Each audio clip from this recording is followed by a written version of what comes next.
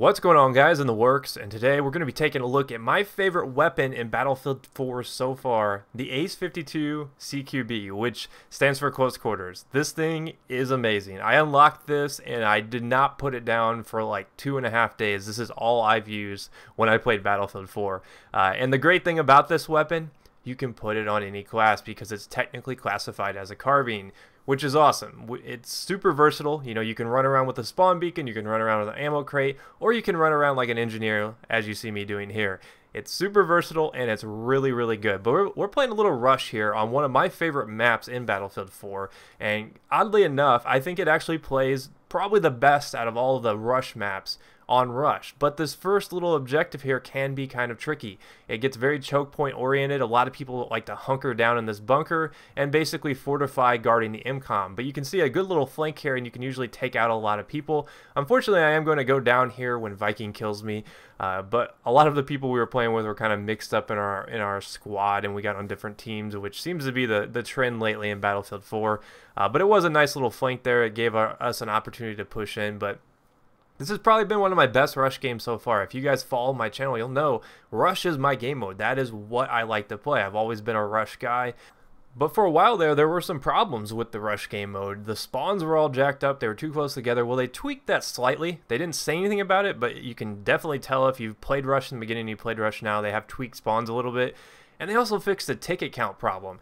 Because after the first big patch on the client side, they basically made it so that the server defaults were all reset, so every single rush server you join would have like 75 to like 90 tickets. And if you've ever played on a 64 player server, that basically gives you like 2 to 3 opportunities to die, and then the game's over. So games are lasting like 3 minutes, 4 minutes, and basically what was happening is you would win on defense, you'd go to attack, you'd lose, you'd flip sides, you win on defense, you'd go to attack, and you'd lose. So it was kind of frustrating, but luckily that's fixed, and Zavad I think plays really awesome on rush. I do enjoy playing it. This is probably my favorite map in Battlefield 4. I think it's a really beautiful map, and it's a lot of fun to play. But back to the Ace-52.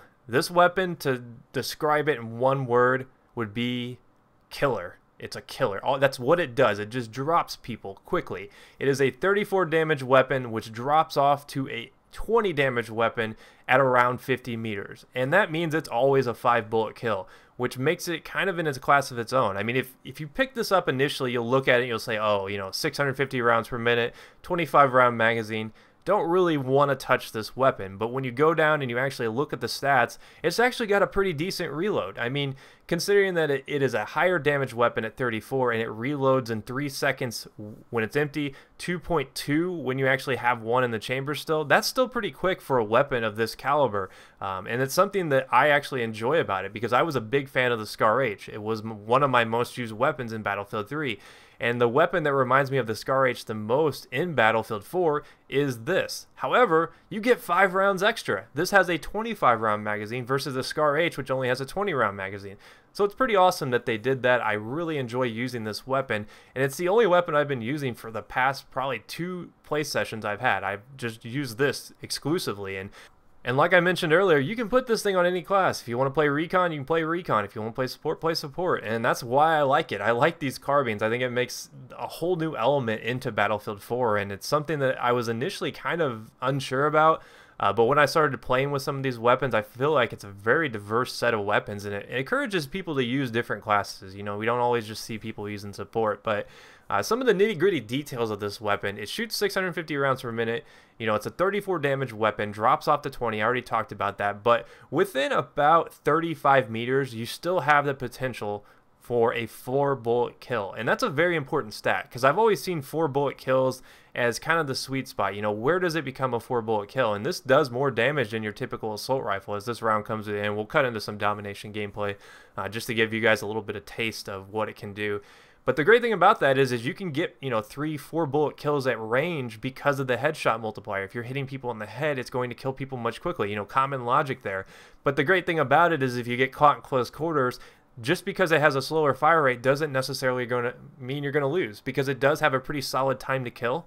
So I never really have any problems taking it into close quarters. It feels a lot like the Scar H did in Battlefield 3, but better, because you do get those extra 5 rounds. And I mean, when you're doing 34 damage, 5 rounds, that's another person, you know? And if you're lucky, hey, maybe you'll get a headshot in there and you can actually take out 2 people. I mean, in an ideal scenario, but that's probably pretty rare. But some negatives about it: some people may not like the recoil. The recoil pattern is a very straight up and bouncy recoil. You can compensate that with some of the grips and different attachments, but I personally like to use it with just what you see me using here. This is just a naked Ace 52. It doesn't really have anything on it. You know, I've toyed around with some of the grips. Some of them do work good depending on what you're trying to go for. You know, if you want the potato grip, that's always a good choice. And the ergo grip isn't too bad either. So you got to just kind of play around with it, see which one you think kind of suits your playstyle a little bit better. Like I said, a lot of people may have a problem with the recoil at first, but if you learn how to compensate for it, you can actually kill people very quickly, even at longer ranges, because you'll see me, I just bust people in the head with this thing. So I'm a big fan of this weapon. I highly suggest you try it out. It's one of the last carbines you unlock, so you do have to grind a little bit to get it, but it is definitely worth it. So let me know what you guys think of this weapon if you had a chance to use it, and if you're missing my past videos, here's a chance to catch up, and I will see you guys next time. Peace.